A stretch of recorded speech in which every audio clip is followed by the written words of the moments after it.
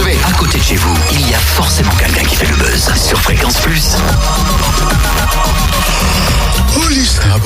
Bah voyons, tiens, tu vas encore traîner Oli, mais au fait c'est qui Sam? On n'est pas Sam, Oli and Sam. C'est un groupe folk byzantin. Grâce à eux, on se lève du bon pied. Tu veux écouter un petit peu ce qu'ils font?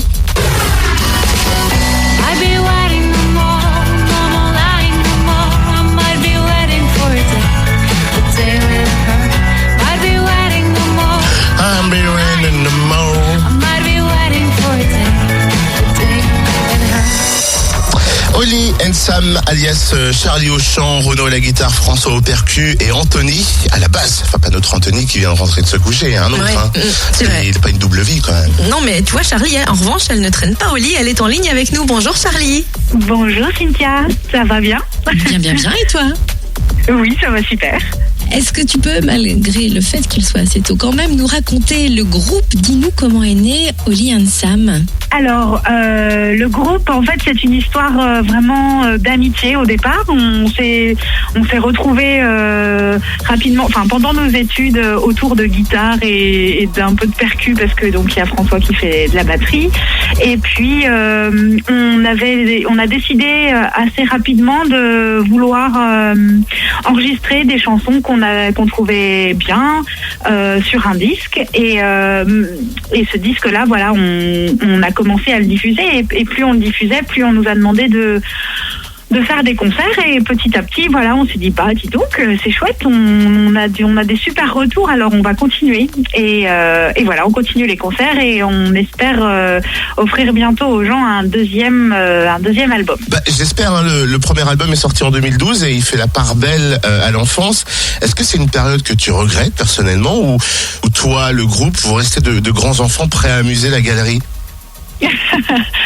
Alors, c'est pas une période qu'on regrette, je dirais pas ça, mais j'aime beaucoup le sentiment de nostalgie, c'est-à-dire qu'il y a vraiment plein de bonnes choses en fait dans les souvenirs de l'enfance, parce que c'est vraiment un moment vraiment d'insouciance et c'est très ressourçant, je trouve, d'y penser.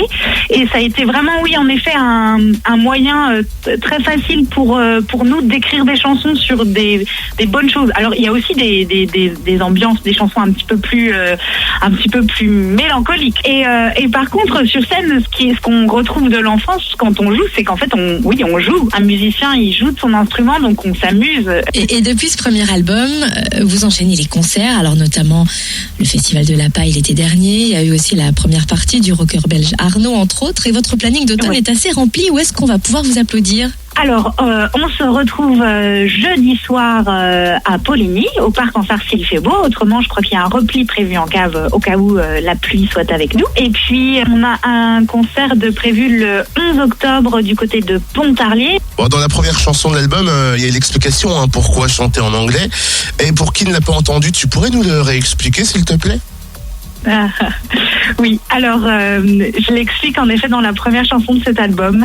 C'est comme c'était la première fois qu'on posait vraiment toutes nos musiques sur un disque, ça m'a semblé un petit peu plus facile pour moi qui chante de mettre une petite barrière de la langue, c'est-à-dire qu'en fait, comme c'est des histoires un petit peu personnelles, il nous semblait un petit peu plus facile de les cacher derrière un petit côté de enfin voilà, le côté de l'anglais qui fait qu'on comprend pas forcément tout de suite et qu'on se laisse aussi porter par simplement la mélodie et la musique des mots. J'aime bien que les gens puissent s'impliquer et en effet, quand ils comprennent pas forcément tout de l'histoire, et c'est pas mal qu'ils puissent aussi se mettre dans leurs propres souvenirs à eux et puis voilà, finalement, imaginer leurs propres paroles, ça peut être rigolo. Et pour terminer, une question sourire. Quel est votre rêve de carrière le plus fou?